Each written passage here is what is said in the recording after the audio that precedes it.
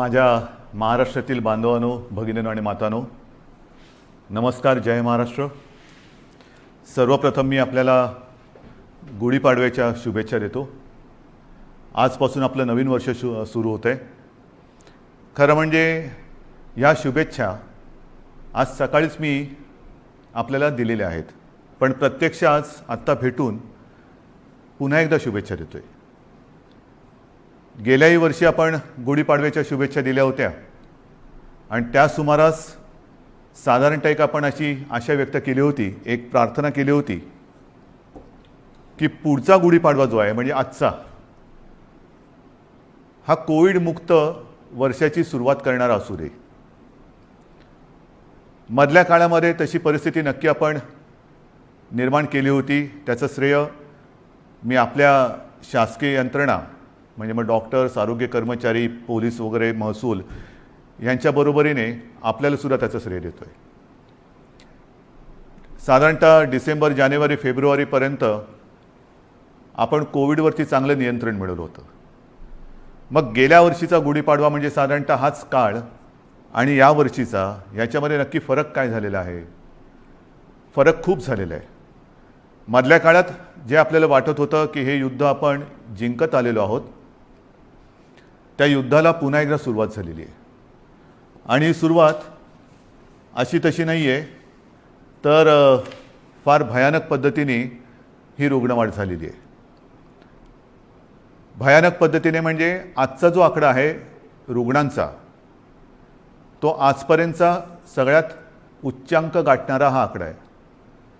जवळपास 60,212 एवढे Covid positive रुग्ण आज आपल्या राज्यामध्ये नोंदवले गेलेले आहेत. 60,212 म्हणजे फार भीतीदायक ही परिस्थिती आहे.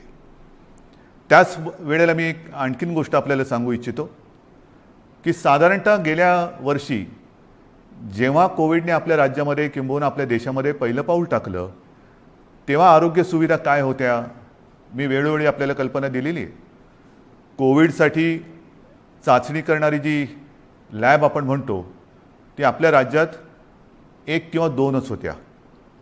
आज सर्व मिळून जवळपास 523 चाचणी केंद्र आपल्या राज्यामध्ये आहेत. आता तुम्ही म्हणाल तुम्ही 523 सुरू केलेत, ते केलेलीच आहेत, पण तरी देखील चाचणीसाठी आणि चाचणीचे रिपोर्ट यायला उशीर लागतोय. कारण सरळ आहे की आता त्या वाढवलेल्या सुविधासुद्धा आपल्याला अपुऱ्या पडायला लागलेल्या आहेत. प्रत्येक गोष्टीची एक क्षमता असते, त्या क्षमतेपेक्षा अधिक भार जर कोणत्याही यंत्रणेवरती पडला किंवा टाकला तर साहजिकच आहे काही काळ हे असं चालत राहील आणि मग काही काळानंतर ती यंत्रणा कोलमडून पडेल. आज आपल्या चाचणी केंद्रांवरती प्रचंड ओझं आलेलं आहे. रोजच्या रोज आपण चाचण्यांची संख्या वाढवतो आहोत. साधारणतः 85,000 करत होतो, ते आता 2.25 लाखापर्यंत गेलेले आहे. अजूनही वाढवतो आहोत. मुंबईमध्ये सुद्धा आपण खूप वाढ केलेली आहे. कोविड केअर सेंटर्स गेल्या वेळेला साधारणतः 2600 होते, 2665, आता 4000च्या आसपास आपण केलेले आहेत. बेड्सची संख्या वाढवलेली आहे. बेड्ससुद्धा मी बघतो इकडे की गेल्या वेळेला किती होते, गेल्या वेळेला साधारणतः 3.25 लाख होते, आता 3.5 लाखाच्या वरती गेलेले आहेत. म्हणजे याच्यामध्ये सगळे आले, आयसोलेशन बेड्स आले, व्हेंटिलेटरचे आले, साधारणतः मध्यम लक्षणाचे आले, सगळेच. पण आता या सुविधांवरती भार यायला लागलेला आहे. मधल्या काळात आपल्याला कल्पना आहे की आपण MPSC 10वी आणि 12वी या विद्यार्थ्यांच्या आयुष्याची खेळ व्हायला नको म्हणून ह्या परीक्षा आपण पुढे ढकललेल्या आहेत. या परीक्षा आपण पुढे ढकलू शकलो.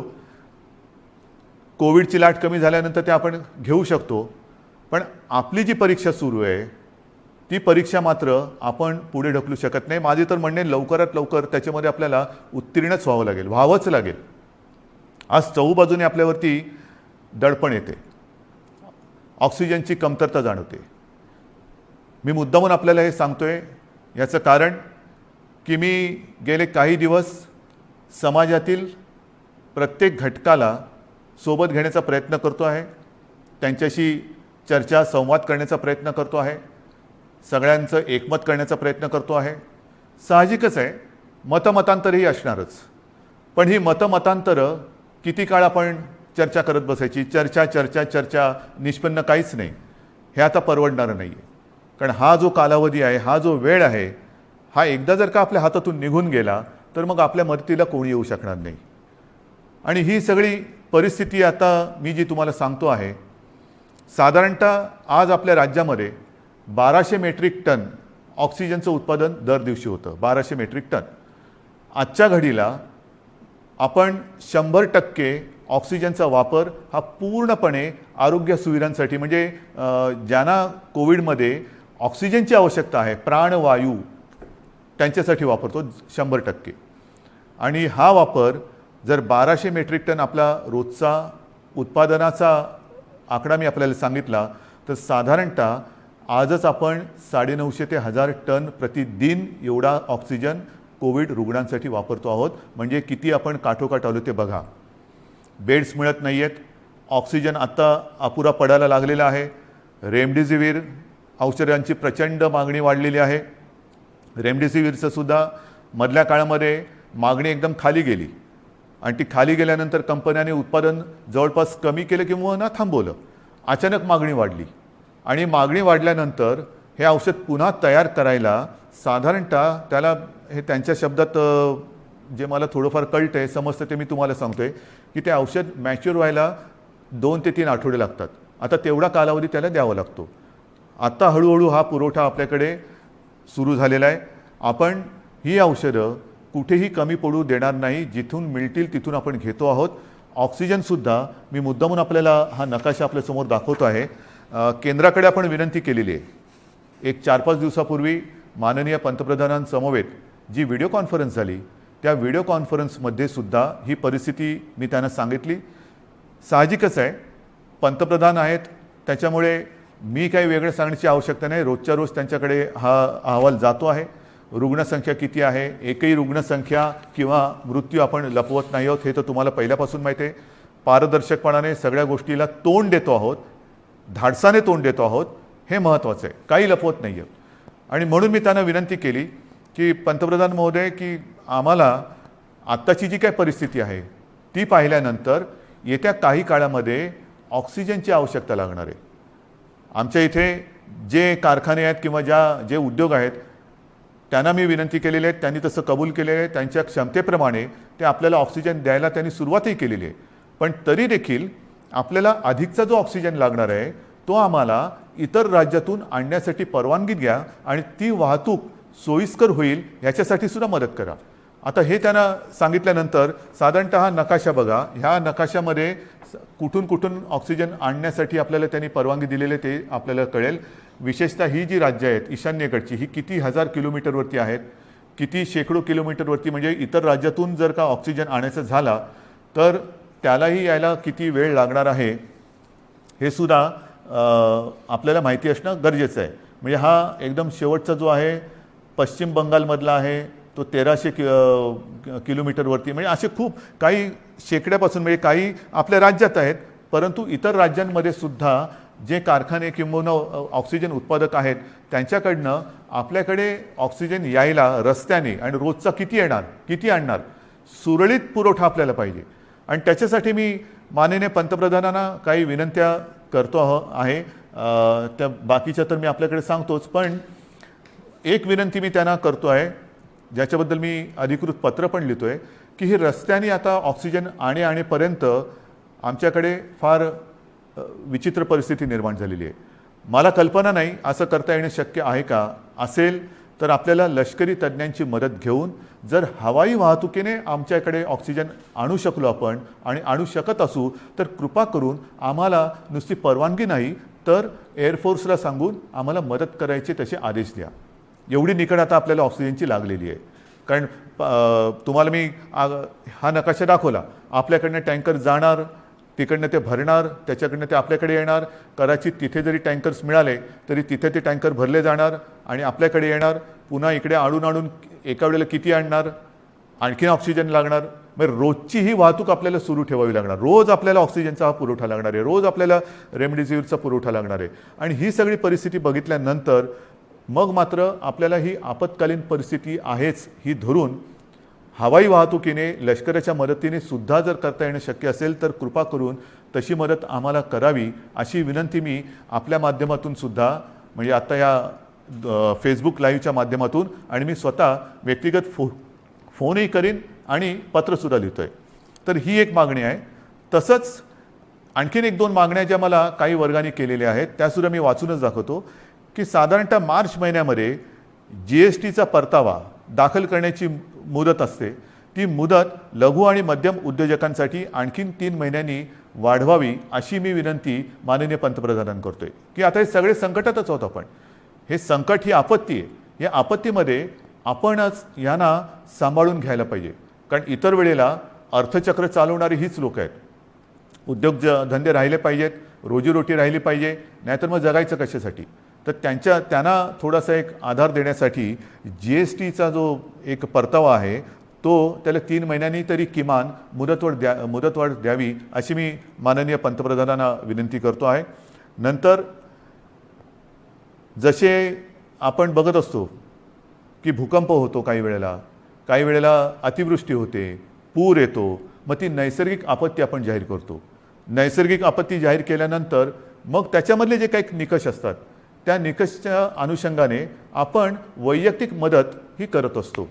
तर ही सुद्धा एक नैसर्गिक आपत्ती आहे, ती तर आपण सगळ्यांनीच मानलेली आहे. पण ह्या नैसर्गिक आपत्तीमध्ये जसं इतर नैसर्गिक आपत्तीमध्ये जे निकष आपण लावतो आणि विशेषतः ज्यांची रोजीरोटी ही ह्याच्यामध्ये थोडीशी हल्लेली आहे म्हणा, किंबहुना जाण्याची शक्यता निर्माण झालेली आहे, त्यांच्या रोजीरोटीवरती गदा किंबहुना संकटात सापडलेली आहे, अशा लोकांना व्यक्तिगत मदत आपण काय करू शकतो ती मदतसुद्धा द्यावी अशी मी माननीय पंतप्रधानांकडे विनंती करतो आहे.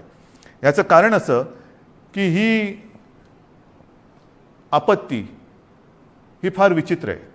याच्यावरती अजूनही म्हटलं तर औषध सापडलेलं तर नाहीच आहे, पण लस ही सापडलेली आहे. माननीय पंतप्रधानांनी सांगितलं की 11 ते 14 तारखेपर्यंत टीका महोत्सव करा. आहे, माझं तर म्हणणं केवळ 4च दिवस नाही, आम्ही लसीकरणाचा वेग हा मोठ्या प्रमाणात वाढवलेला आहे. पुन्हा मी त्या लस किती मिळते आणि किती ह्या राजकारणात जाऊ इच्छित नाही, पण लसीकरण हे वाढवावंच लागेल. लसीकरण का वाढवायचं तर लसीकरण केल्यानंतर ह्या लाटेतून बाहेर पडू का नाही, कारण लस दिल्यानंतर सुद्धा प्रतिकारक शक्ती यायला काही दिवस जावे लागतात. नक्कीच आत्ताची लाट ही प्रचंड मोठी आहे. या लाटेतून आपल्याला काही गोष्टी मी पुढे सांगणार आहेत त्या करूनच बाहेर पडावं लागेल. परंतु लसीकरण एवढ्यासाठी की लसीकरण केल्यानंतर तिसरी लाट, कारण जगामध्ये आता तिसरी लाट, चौथी लाट, 5वी लाट ह्या अशा लाटामागून लाटा ह्या येत आहेत, हा अनुभव आहे. जसं ब्रिटननी काय केलं, 2.5 ते 3 महिने अत्यंत कडक निर्बंध लावले, लॉकडाऊन केला. पण दरम्यानच्या काळामध्ये त्यांनी संपूर्ण जनतेला, जवळपास काही टक्के जनता त्यांनी आता कव्हर केली, 50%हून जास्त झाली असेल जनतेला, त्यांनी वॅक्सिनेशनच्या माध्यमातून एक सुरक्षित केलं. लसीचा पहिला डोस देऊन टाकला आणि तो दिल्यानंतर आत्ताचं तिथलं जे चित्र आहे, हॉस्पिटलायझेशन बरंचसं कमी झालेलं आहे, मृत्यूदर हा घटलेला आहे.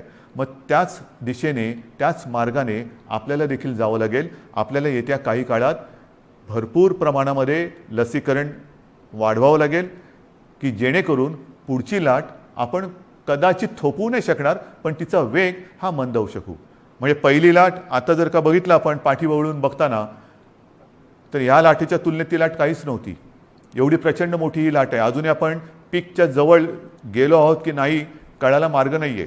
रोजची रुग्णसंख्या वाढते आहे, की कुठपर्यंत वाढेल सांगता येत नाही.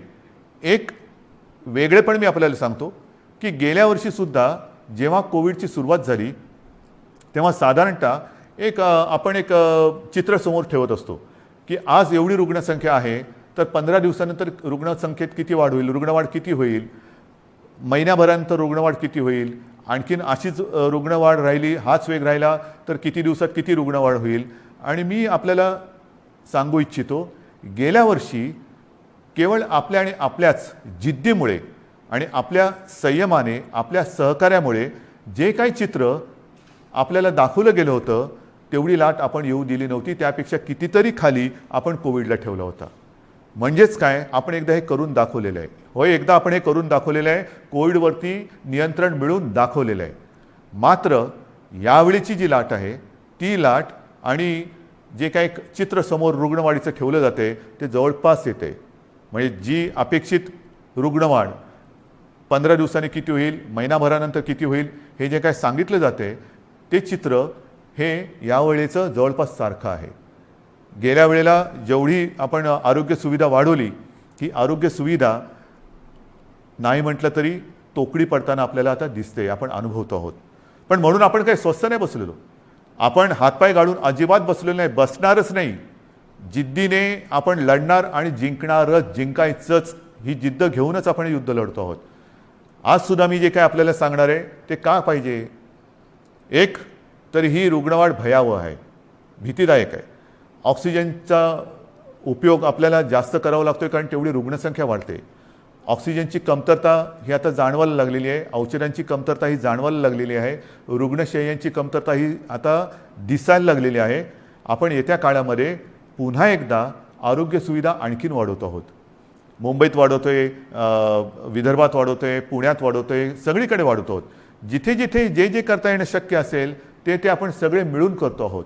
मग तिकडे ऑक्सिजनचे बेड्स वाढवायची आवश्यकता असेल तर ते वाढवतो आहोत, व्हेंटिलेटर्स वाढवण्याची आवश्यकता असेल तर ते वाढवतो आहोत, आयसोलेशन बेड्स वाढवण्याची आवश्यकता असेल ते वाढवतो आहोत, क्वारंटाईन वाढवण्याची आवश्यकता असेल ते वाढवतो आहोत. पण हे एकतर्फी झालं. एकतर्फी म्हणजे असं की त्याला अजून दोन गोष्टी आहेत. ही आरोग्य सुविधा वाढवल्यानंतर प्रत्यक्ष उपचार करण्यासाठी आपल्याला डॉक्टर्स लागणार. डॉक्टर्ससाठी सुद्धा आपले प्रयत्न चालू आहेत. आत्ता नवीन जे विद्यार्थी आपले उत्तीर्ण झालेले आहेत त्यांना आपण आवाहन करतो आहोत की तुम्ही पण या. त्यांचीसुद्धा आपण आरोग्याची काळजी घेणार आहोत, त्यांनासुद्धा आपल्यासाठी आपल्यासोबत घेणार आहोत. त्याचबरोबरीने मी जसं गेल्या वर्षी एक आवाहन केलं होतं की निवृत्त झालेले काही डॉक्टर्स किंवा डॉक्टर कधी तसे निवृत्त होतच नाहीत, पण परिचारिका असतील, आरोग्य कर्मचारी असतील, त्यांनासुद्धा मी आवाहन करतो आहे की तुम्हीसुद्धा पुन्हा एकदा ह्या महाराष्ट्रावरती कोसळलेल्या नैसर्गिक संकटात मदतीला, नुसतं मदतीला नाही मी म्हणत, लढायला पुढे या, लढण्यासाठी पुढे या. सर्व स्वयंसेवी संस्था आहेत, सेवाभावी संस्था आहेत, व्यक्ती आहेत, त्यांनासुद्धा मी आवाहन करतो आहे की आता वेळ आलेली आहे, तुम्हीसुद्धा या. जे जे आपण करता येणं शक्य असेल आणि जे जे तुम्ही करू शकाल ते ते करण्यासाठी आणि हे युद्ध जिंकण्यासाठी तुम्ही सरकारच्या सोबत या. बांधवांनो आणि भगिनीनो, ही उणीधुणी काढण्याची वेळ नाही आहे. मी गेल्याही वेळेला सांगितलं होतं, सर्व राजकीय पक्षांना पुन्हा एकदा आवाहन करतो आहे की उणीधुणी काढत बसू नका. आता जर का उणीधुणी काढत बसलो तर महाराष्ट्र आपल्याला माफ नाही करणार. राजकारण आपण वृत्तपत्रात वाचलं की माननीय पंतप्रधानांच्या समवेत झालेल्या व्हिडिओ कॉन्फरन्समध्ये सुद्धा मी त्यांना हीच विनंती केली की देशातील सर्व प्रमुख राजकीय नेत्यांना एकत्र बोलून व्हिडिओ कॉन्फरन्सच्या माध्यमातून सर्वांना सांगा की आत्ता राजकारण बाजूला ठेवा. हे फार मोठं संकट आहे. आपण एकत्र येऊन जर का लढलो नाही, जर आपण याला साथ म्हणत असू तर आपण सुद्धा एक साथ आलो पाहिजे, एक साथ लढलं पाहिजे, तरच या साथीवरती आपण विजय मिळवू शकतो. आणि म्हणून ही सगळी परिस्थिती आपल्याला सांगितल्यानंतर नाईलाजाने मला काही गोष्टी ह्या थोड्याशा बंधनात्मक आपल्याला कराव्या लागणार आहेत. आणि मला खात्री आहे की हे जे निर्बंध आपण लावतो आहोत हे केवळ आणि केवळ आपल्यासाठी आहेत. मला आनंद होतोय असं कृपा करून समजू नका. मी गेले महिनाभर साधारणतः याची कल्पना देत आलेलो आहे की असं नाही झालं तर काय होईल, तसं नाही झालं तर काय होईल. आपण तसं म्हटलं तर बराचसा वेळ चर्चेमध्ये आणि विचारविनिमयात घालवलेला आहे. आता मात्र कडक पावलं उचलण्याची आवश्यकता आणि ती वेळ तो क्षण आलेला आहे. मग काय करायचं. मी एकदम काही लॉकडाऊन असं म्हणत नाही आहे, पण काही निर्बंध हे साधारणतः त्या सदृश्य आहेत. कारण ही साखळी जर का तुटली नाही तर ही साखळी आपल्याला पूर्ण गुरफटून गुंबरून टाकल्याशिवाय राहणार नाही. आपल्याला रोजीरोटी महत्त्वाची आहेच, त्याहीबद्दल मी बोलणार आहे. पण रोजीरोटीच्या बरोबरीने आधी जीव वाचवायला पाहिजे. जीव वाचलं तर सगळं काही आहे. आणि जीव वाचवणं हाच आत्ता आपल्यासमोरचा महत्त्वाचा मुद्दा आहे. आणि तो वाचवण्यासाठी मी पुन्हा एकदा सगळ्यांना हात जोडून विनंती करतो आहे की आजपर्यंत जी काही निर्बंध आपण टाकलेले होते त्या निर्बंधात आता आपण अधिक वाढ करतो आहोत. आणि हे निर्बंध उद्या 8 वाजल्यापासून, संध्याकाळी 8 वाजल्यापासून आपल्या राज्यात लागू होतील. एक फक्त अपवाद थोडा आपल्याला करावा लागणार आहे, कारण तिथे 2-4 दिवसामध्ये मतदान आहे, ते म्हणजे पंढरपूर मंगळवेढा मतदारसंघ, विधानसभा मतदारसंघ. आपल्याला कल्पना आहे की तिथले आपले लोकप्रतिनिधी भारत भालके यांचं कोरोनामुळेच निधन झालं होतं. दुर्दैवाने ते आपल्यातून गेले आणि त्यांची जी जागा आहे त्या मतदारसंघात येत्या 2-5 दिवसामध्ये मतदान आहे. मतदान झाल्यानंतर मात्र तिकडे सुद्धा हे निर्बंध अत्यंत कडकपणाने लागू होतील. म्हणून मी थोडंसं माझ्या आणि आपल्या सगळ्यांच्या मनाविरुद्ध असलं तरी ह्या काही गोष्टी आपल्याला सांगतो आहे. मला खात्री आहे की आजपर्यंत जसं सहकार्य आपण मला केलं, ज्या ज्या गोष्टी मी आपल्याला सांगितल्या त्या गोष्टी आपण पाळल्या, तसंच सहकार्य येत्या काही दिवसासाठी आपण मला कराल आणि तसं करावं अशी मी पहिल्या प्रथम आपल्याला विनंती करतोय. काही निर्बंध मी आपल्याला वाचून दाखवतो आहे आणि बाकीचे सर्व निर्बंध जे आहेत, सगळे नियम आहेत, ते लवकरात लवकर हे प्रसिद्धी माध्यमाच्या माध्यमातून आणि आपल्या जी काही साईट आहे त्याच्यावरती अपलोड केले जातील की जेणेकरून सर्वांना अत्यंत स्पष्ट शब्दात त्याची कल्पना येईल.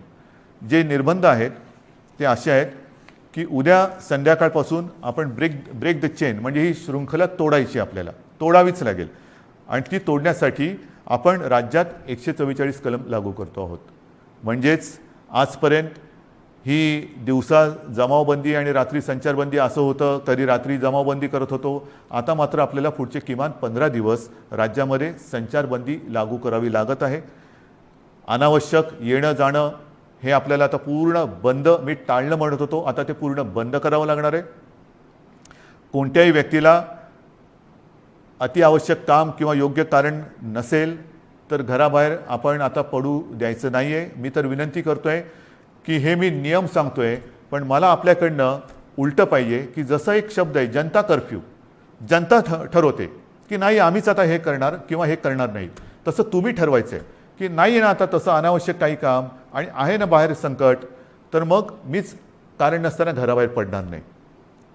मी आता करोनाला मदत करणार नाही, मी सरकारला मदत करणार, मी माझ्या नागरिकांना मदत करणार. आपल्याला आता प्रत्येकाने ठरवलं पाहिजे की कोणाला मदत करायची, करोनाला मदत करायची की करोना विरुद्ध लढणाऱ्या सरकारला आणि माझ्या माता भगिनींना आणि बांधवांना मदत करायची. हा निर्णय आता ज्यांनी त्यांनी घ्यायचा आहे की करोनाला मदत करणारे कोण आहेत आणि करोना विरुद्ध लढणारे कोण आहेत, करोना दूत कोण आहेत आणि कोविड योद्धे कोण आहेत, हे आता आपल्याला आता कळणार आहे. आणि म्हणून मला असं वाटतं की काही गोष्टी ज्या आहेत त्याच्यात आवश्यक कॅटेगरी सेवा व उपक्रम वगळून सर्व आस्थापना, सार्वजनिक ठिकाणे, इतर सेवा बंद राहतील. सकाळी 7 ते रात्री 8 ह्या काळामध्ये आपण अत्यावश्यक सेवा ज्या आहेत त्या चालू ठेवणार आहोत. एक गोष्ट मी मुद्दामून सांगतोय की आपण सार्वजनिक वाहतूक व्यवस्था बंद करत नाही आहोत, म्हणजे लोकल्स बंद करत नाही आहोत, बस सेवा बंद करत नाही आहोत. मात्र त्या केवळ आणि केवळ अतिआवश्यक कामासाठीच वापरल्या जातील. आणि त्यातून त्या चालू का ठेवतोय तर जीवनावश्यक सेवा सुविधा देणारा जो कर्मचारी वर्ग आहे त्याचं येणं जाणं, कारण त्या जर का बंद पडल्या म्हणजे पाणी आहे, आपले सफाई कामगार आहेत, त्यांना कुठेही तसं आपण सांगू शकत नाही वर्क फ्रॉम होम, घरी राहा आणि शहर स्वच्छ करा, घरी राहा आणि शहराचा पाणी पुरवठा सुरळीत ठेवा. नाही, त्यांना संकट असो वा नसो आपल्यासाठी, आपल्याला सेवा सुविधा देण्यासाठी रोज कामावर यावंच लागणार आहे. आणि म्हणून त्यांची ये जा ही सुलभतेने व्हावी म्हणून आपण पब्लिक ट्रान्सपोर्ट हे चालू ठेवतो आहोत. आणि त्याच्यामध्ये सुद्धा आवश्यक कॅटेगरी कोणती धरलेली आपण साहजिकच आहे, रुग्णालय आहेत, दवाखाने आहेत, वैद्यकीय, विमा, औषधी कंपन्या, औषधी दुकाने, वैद्यकीय सेवा देणारे काही डीलर्स आहेत, वाहतूक सप्लाय चेन आहे, लस उत्पादक व वाहतूक करणारे, कारण लस उत्पादक त्यांच्यासाठी वायल्स लागतात, त्यांचे कारखाने उघडे राहतील, त्यांची वाहतूक ये जा करणारे वाहन आहेत ती चालू राहणार आहेत. मास्क, जंतुनाशक उत्पादक, वितरक, वैद्यकीय कच्चा माल सगळे. त्याचप्रमाणे जनावरांशी जे संबंधित आहेत म्हणजे आपले कृषीची जनावरं आली, शहरामध्ये आपले जे ज्याला आपण पाळीव प्राणी म्हणतो त्यांच्या संबंधितली दुकानं, त्यांची दवाखाने हे उघडे राहतील. शीतगृहे, वेअरहाऊसिंग, हवाई वाहतूक, रेल्वे, बस, ऑटो, विविध देशांची राजनैतिक कार्यालय. नंतर तोंडावरती पुन्हा पावसाळा आलेला आहे. एप्रिल तर अर्धा गेला, येत्या 1.5 महिन्यामध्ये पाऊस येणार. पावसाळ्याची जी काही कामं आहेत ती पावसाळीपूर्वच करावी लागतात. तर ती पावसाळ्यासाठीची पावसाळीपूर्वीची जी कामं आहेत ती सगळी चालू राहतील. त्याच्यानंतर बँक्स, रिझर्व्ह बँक इंडिया आणि त्यांच्याशी संबंधित सगळे सेबीने मान्यता दिलेली कार्यालय आहे, दूरसंचार सेवा व त्यांच्याशी संबंधित देखभाल व दुरुस्ती करणारे, ह्या सगळ्या गोष्टी, ई कॉमर्स असेल, ह्या सगळ्या आहेत. त्याच्यानंतर अधिस्वीकृतीधारक पत्रकार, त्यांनासुद्धा आपण यातनं त्यांना मुभा दिलेली आहे जाण्या येण्याची. पेट्रोल पंप चालू राहतील, पेट्रोलियम उत्पादन आहेत, कार्गो सेवा, डेटा सेंटर्स, IT सेवा, शासकीय व खाजगी सुरक्षा मंडळं, ह्या सगळ्या गोष्टी ह्या आपण चालू ठेवतो. हे आहेत, बऱ्याच गोष्टी आहेत. त्याची संपूर्ण मी आता वाचत नाही आहे, पण ह्या गोष्टी ह्या प्रसिद्धी माध्यमाच्या माध्यमातून आपल्याकडे येतील. त्याबरोबर आता अपलोड पण केल्या जातील. तेवढ्या आणि तेवढ्याच चालू राहतील. बाकीची कृपा करून मी आपल्याला विनंती करतो आहे की ह्या सेवा किंवा इतर काही आपली वाहतूक आहे ती बंद राहणार आहे. बांधकामामध्ये सुद्धा आणि इतर जे काही उद्योग आहेत त्यांनासुद्धा मी सांगतो आहे की तुम्हीसुद्धा जिथे जिथे तुमच्या साईट्स आहेत, एक तर त्या साईटवरती तुमच्याकडे सुविधा असेल तर तुमच्या कर्मचाऱ्यांची सोय तिथल्या तिथे करा. त्यांना उगाचच तिथून त्यांच्या घरी, त्यांच्या घरातून तिथे, म्हणजे कोविडची ये जा जशी व्हावी तशी त्यांची ये जा होऊ देऊ नका. त्यांच्या माध्यमातून कुठे कोविड पसरू देऊ नका. त्यांच्या आरोग्याची खबरदारी घ्या. जर का करायची तुमच्या कॅम्पसमध्ये सुविधा नसेल, पण काही उद्योग असे आहेत की त्यांनी त्यांच्या कर्मचाऱ्यांची एक वसाहतच वसवलेली आहे, ठीक आहे, तो कारखान्यात येईल, तिथून त्याच्या वसाहतीत जाईल, तिथून पुन्हा इकडे. एवढ्यापुरतं वाहतुकीची व्यवस्था तुम्ही करू शकत असाल तर तुमचा उद्योग चालू ठेवायला काही हरकत नाही आहे. आपल्याला अनावश्यक सगळ्या गोष्टी, सगळी ये जा ही थांबवायची आहे. म्हणून कृपा करून अनावश्यक गोष्टी ज्या आहेत त्या टाळायला पाहिजे. आता हॉटेल्स, रेस्टॉरंट यांनासुद्धा आपण त्यांच्यावरती पूर्वीप्रमाणेच निर्बंध असतील आणि टेक अवे व होम डिलिव्हरी एवढंच करता येईल. कर्मचाऱ्यांना लसीकरण आता हे बंधनकारक आहे.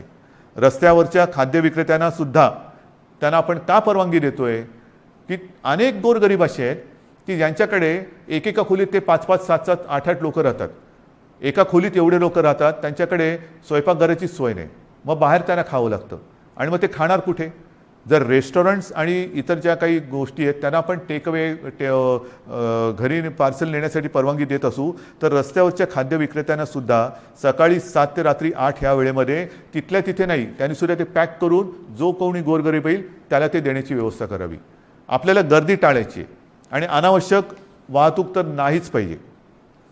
ह्याच्यामध्ये आवश्यक सेवेसाठी लागणारे उत्पादन करणारे उद्योग हे पूर्ण क्षमतेने चालू ठेवण्यात येतील आणि या उत्पादनांची निर्यात करणारे उद्योगसुद्धा चालू ठेवण्यात येतील. आपल्याला ह्या सगळ्या गोष्टींची मी कल्पना देतो आहे.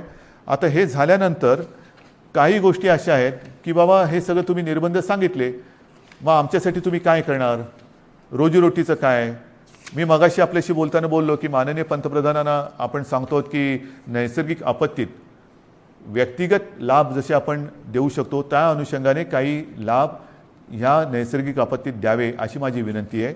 मात्र राज्य सरकार म्हणून अन्न सुरक्षा जी आपली योजना आहे त्या योजनेअंतर्गत जे सगळे लाभार्थी आहेत, ह्या लाभार्थ्यांना प्रति व्यक्ती 3 किलो गहू आणि 2 किलो तांदूळ याप्रमाणे 1 महिना आपण आता मोफत धान्य देणार आहोत पुढच्या 1 महिन्यासाठी. म्हणजे कुठेही आपण त्यांची कदाचित रोजी ही मंदावली असेल पण रोटी थांबू देत नाही आहोत. त्यांच्यासाठी अन्नधान्याची व्यवस्था आपण करतो आहोत आणि याच्यामध्ये नोंद केलेले जे आपल्याकडे लाभार्थी आहेत त्यांची संख्या साधारणतः 7 कोटी आहेत. म्हणजे 7 कोटी जे आपले नागरिक आहेत ह्या वर्गात मोडणारे, त्यांना आपण पुढच्या महिन्यामध्ये, म्हणजे आजपासून जेव्हापासून ही बंधन उद्यापासून सुरू होतील, 1 महिना प्रत्येकी 3 किलो गहू आणि 2 किलो तांदूळ याप्रमाणे 1 महिना मोफत आपण धान्य देणार आहोत. तसंच आपल्याला सर्वांना कल्पना आहे, सरकार आल्यानंतर आपण 10 रुपयात शिवभोजन थाळी ही गोरगरिबांसाठी सुरू करण्याची योजना जाहीर केली. ती जाहीर केली, योजना सुरू झाली आणि कोविड आला. मग काय करायचं? तर ही योजना कोविड आल्यानंतर आपण 10 रुपयाची जी एक शिवभोजन थाळी होती ती 5 रुपयावरती आणली आणि साधारणतः मी तोही आकडा सांगितलेला आहे, आतापर्यंत काही कोटी लोकांनी ह्या थाळीचा लाभ घेतलेला आहे. आता आपण ही शिवभोजन योजना जी आहे, ही जी थाळी आहे ती 10 रुपयाची थाळी आपण 5 रुपयात केली होती. आता पुढचा 1 महिना शिवभोजन आपण मोफत देणार आहोत. 2 लाख थाळ्या जवळपास आपण रोज देतो. ह्या 2 लाख थाळ्या म्हणजे हे शिवभोजन आपण हे मोफत देणार आहोत गोरगरिबांसाठी. म्हणजे सांगतात ना की तुम्ही लॉकडाऊन करताय पण रोजीरोटीचं काय, तर रोजी थोडीशी मंदावणार आहे. मी पुन्हा एकदा सांगतो, मला कल्पना आहे, पण रोटी कुठे आपण थांबू देत नाही. ही संपूर्ण व्यवस्था, हा सगळा जो काय मी भार नाही म्हणत, हे कर्तव्य जे आहे ते कर्तव्य आपलं सरकार हे समर्थपणाने सांभाळणारच. भार हा पडणार सरकारवरती, जसा तुमच्यावरती पडतोय तसा सरकारवरती पडतोय, पण सरकार हा आपल्या सगळ्यांच्या आशीर्वादाने भार सोसणार आणि सोसायला ते समर्थ आहे. त्याचप्रमाणे आणखीन काही योजना आहेत. मी आता हे वाचतो. संजय गांधी निराधार योजना, श्रावणबाळ आणि केंद्र पुरस्कृत इंदिरा गांधी राष्ट्रीय वृद्धापकाळ निवृत्ती वेतन योजना, इंदिरा गांधी राष्ट्रीय विधवा निवृत्ती वेतन, इंदिरा गांधी राष्ट्रीय दिव्यांग निवृत्ती वेतन योजना, या 5 योजनेतील लाभार्थ्यांना 2 महिन्यांकरता प्रत्येकी 1000 रुपये आर्थिक सहाय्य आपण आगाऊ देतो आहोत. म्हणजे आधी देतो आहोत, नंतर नाही, आत्ता आधी देतो आहोत. आणि ह्याचे साधारणतः लाभार्थी हे किमान 35 लाख आहेत. म्हणजे वरती मी जसं सांगितलं तुम्हाला की दारिद्र्य रेषेखालील कुटुंब आहेत, काही निराधार महिला आहेत, वयोवृद्ध आहेत, दिव्यांग आहेत, असंघटित क्षेत्रातील नागरिक आहेत, कामगार आहेत, रिक्षाचालक आहेत, आदिवासी समाज, यांच्यासाठी आपण 3 किलो गहू आणि 2 किलो तांदूळ ही योजना जाहीर केली.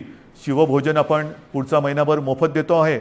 त्याच्यानंतर आता ह्या योजना, त्याच्यात जो 1000 रुपयांचा जो देणं असतं आपण ते आगाऊ देतो आहोत आणि त्याच्यात 35 लाख लोक आपण त्यांना एक नाही म्हटलं तरी आधार देतो आहोत. नंतर महाराष्ट्र इमारत व इमारत कामगार कल्याणकारी जे मंडळ आहे त्या मंडळामध्ये राज्यातील नोंदणीकृत बांधकाम कामगार जे आहेत त्यांना 1500 रुपये, हे 1500 रुपये आपण अर्थसहाय्य देतोय प्रत्येकी. म्हणजे त्याच्यामध्ये साधारणतः 12 लाख पुन्हा लाभार्थी आहेत जे आपल्याकडे नोंदणीकृत आहेत. हे 1500 रुपये आपण त्या बांधकाम वर्गातील कामगारांना देतो आहे. घरेलू कामगार, आता हा एक वेगळा आपण हे करतोय. घरेलू कामगार जे नोंदणीकृत घरेलू कामगार आहेत त्यांच्यासाठी सुद्धा आपण एक निधी देतो आहोत. म्हणजे हा सुद्धा एक मोठा वर्ग आहे तसा, जो नोंदणीकृत आहे त्यांना आपण हा निधी देतो आहोत. त्याच्यानंतर आता पुन्हा तळहातावरती पोट हे ज्यांचं आहे तोच हा वर्ग आहे. त्याच्यामध्ये आणखीन थोडा वर्ग बाकी आहे, तो म्हणजे अधिकृत फेरीवाले. अधिकृत फेरीवाले आहेत. या फेरीवाल्यांसुद्धा आपण एका वेळचे 1500 रुपये प्रत्येकी देतो आहोत.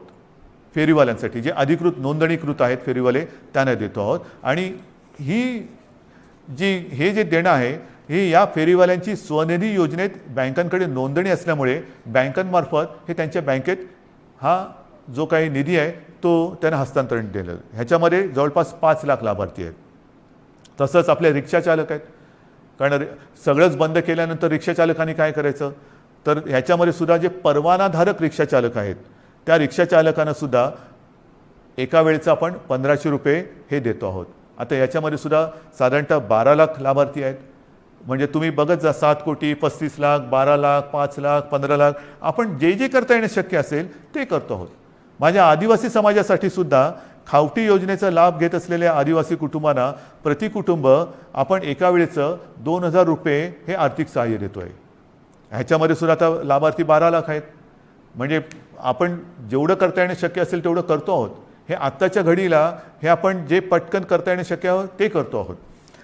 त्याच्यानंतर आता ह्या टाळेबंदी हा शब्द वापरायचा न वापरायचा, पण ही जे काही निर्बंध आहेत त्या काळामध्ये आपल्याला कोविडवरची उपाययोजना जी आहे त्याच्यामध्ये इतर काही सुविधा वाढवायच्या आहेत. त्याच्यानंतर औषधं खरेदी आली, व्हेंटिलेटर्स खरेदी करणं आलं, सुविधा आली, सुविधांची उभारणी आली, त्याच्यासाठी काही पैसे लागतात. तर त्याच्यासाठी आपल्या जिल्हाधिकारी त्यांना काही पैसे आपल्याला त्यांच्याकडे देऊन ठेवावे लागतात की तुम्हाला आवश्यकतेनुसार, कारण पटकन आता रुग्ण आला आणि काही गरज लागली तर विचारत बसायचं नाही, जे जे करता येणं आवश्यक आहे ते तिकडे करायचं. आणि त्यांच्यासाठी सुद्धा आपण साधारणतः 3300 कोटी फक्त आणि फक्त कोविडसाठी म्हणून बाजूला करून ठेवतो. म्हणजेच काय की आपण हा सगळा जर का एक आढावा घेतला तर ढोबळमानाने हे सगळं आपण करण्यासाठी जवळपास 5400 कोटी रुपये आपण हे विविध ज्याला आधार देतो म्हणतो, तुम्ही नुसती मदत नाही पण एक आधार देण्यासाठी आणि कोविड वाढू नये वाढलाच तर औषधोपचारासाठी सुविधांसाठी म्हणून आपण एवढा एक निधी बाजूला काढून ठेवतो आहे. आणि म्हणून मला असं वाटतं बांधवांनो आणि भगिनींनो, मी सगळी परिस्थिती आहे ही आपल्यासमोर ठेवलेली आहे. ऑक्सिजनची सुद्धा परिस्थिती आपल्याला सांगितलेली आहे, बिकट आहे. पुन्हा एकदा सांगतो, साधारणतः आपल्या राज्याची क्षमता ही 1200 मेट्रिक टन प्रतिदिनी उत्पादनाची आहे. आज जवळपास 950 मेट्रिक टनपर्यंतचा वापर ऑक्सिजनचा फक्त आणि फक्त कोविडग्रस्त रुग्णांना, ज्यांना ऑक्सिजनची आवश्यकता आहे, ज्यांचा श्वास घ्यायला त्यांना त्रास होतो आहे, ही कल्पनासुद्धा करणं अशक्य आहे, अवघड आहे की श्वास रोखला जातो म्हणजे काय होतं आहे, घुसमटणं म्हणजे काय आहे. त्यांचा श्वास मोकळा होण्यासाठी, त्यांचा श्वासोच्छ्वास परत नैसर्गिक होण्यासाठी म्हणून हा आपण ऑक्सिजन वापरतो आहोत. पण ह्याच संख्येने जर रुग्णवाढ होत राहिली तर हाताशी राहिलेला ऑक्सिजन हा येत्या काही दिवसात संपल्याशिवाय राहणार नाही. आजसुद्धा रोजची आपली रेमडेसिवीरची जी गरज आहे, किती वापर होतो आहे, सगळीकडनं मागणी होते, रेमडेसिवीर पाहिजे, रेमडेसिवीर पाहिजे. आपल्याला कल्पना आहे आपल्या राज्यात आजच्या दिवशी साधारणतः किती रेमडेसिवीर इंजेक्शन वापरले जातात? साधारणतः 40 ते 50 हजार, म्हणजे 40 ते 50 हजार सरासरी रोजची आजची आपली रेमडेसिवीर इंजेक्शनची ही मागणी आहे, गरज आहे. आता तुम्ही विचार करा, आजच्या घडीला रेमडेसिवीर थोडंसं कमी पडते, त्याची आपण हे करतोय, सोयी केलेली आहे, येत्या काही दिवसात ते नियमित होईल. पण जर काही रुग्णसंख्या, रुग्णवाढ अशीच राहिली, याच पटीत वाढत राहिली तर येत्या काही दिवसामध्ये रेमडेसिवीरची आवश्यकता ही दुप्पट होणार आहे. म्हणजे जिकडे 50,000 असेल तिकडे 1,00,000 होणार आहे. 1,00,000 म्हणजे अजून एवढीच रेमडेसिवीरची आवश्यकता आपल्याला आहे. हे सगळं मी अत्यंत प्रामाणिकपणाने आपल्यासमोर ठेवलेलं आहे. त्याच्यामध्ये कुठेही लपवाछपवी नाही, कुठेही अपारदर्शकता नाही. ही बंधनं केवळ आणि केवळ एक नाईलाज म्हणून आपल्याला आता ही स्वीकारावी लागत आहेत. याचं कारण की जगभराचा जो अनुभव आहे, आरोग्य सुविधा वाढवणं, लसीकरण वाढवणं, मात्र त्याच वेळेला ती वाढवण्यासाठी थोडीशी एक मध्ये आपल्याला संधी लागते. ती संधी आणि ही साखळी तोडण्यासाठी आपल्याला हे निर्बंध स्वीकारावे लागतात. हे पूर्ण जगाने आता स्वीकारलेलं सत्य आहे. आणि म्हणून माझी आपल्याला हात जोडून विनंती आहे की ही बंधनं ही एकतर्फी टाकलेली नाही आहेत. ही बंधनं टाकण्यामागे जो उद्देश आहे तो केवळ आणि केवळ प्राण वाचवणे हाच एक उद्देश आहे. आनंददायी ही परिस्थिती नाही आहे, घाबरण्यासारखं सुद्धा तसं नाही आहे, कारण आपण समर्थपणाने ह्याचा मुकाबला करतो आहोत. आजपर्यंत जे सहकार्य आपण मला केलं, जसं मला आपल्या कुटुंबातील एक आपण मानता, त्याच तळमळीने आणि त्याच प्रेमाने आणि त्याच आपुलकीने माझ्यावरती मी पुन्हा सांगतो, टीका करणारे किती करत असले तरी त्या टीकेची पर्वा न करता आपल्याशी जी माझी बांधिलकी आहे त्या बांधिलकीला स्मरून आणि तिला जागून मी केवळ आणि केवळ माझ्या राज्याच्या, माझ्या माता भगिनींच्या, माझ्या बांधवांच्या हितासाठी ही निर्बंध आपल्यावरती थोडीशी लादत आहे. कृपा करा, न चिडता, न रागावता, समजून घेऊन सहकार्य करा आणि ही लढाई जिंकायला नुसती मदत नाही तर मी पुन्हा एकदा सांगतो की आपण सगळे सैनिक म्हणून सोबत या आणि ही लढाई जिंकायचीच या जिद्दीने पुन्हा एकदा कंबर कसून कोविड भगाव ह्या पद्धतीने आपल्याला आता हे करावं लागेल. आजपर्यंत जसं सहकार्य केलं तसंच सहकार्य यापुढेही अपेक्षित आहे. सर्वांना धन्यवाद देतो. जय हिंद, जय महाराष्ट्र.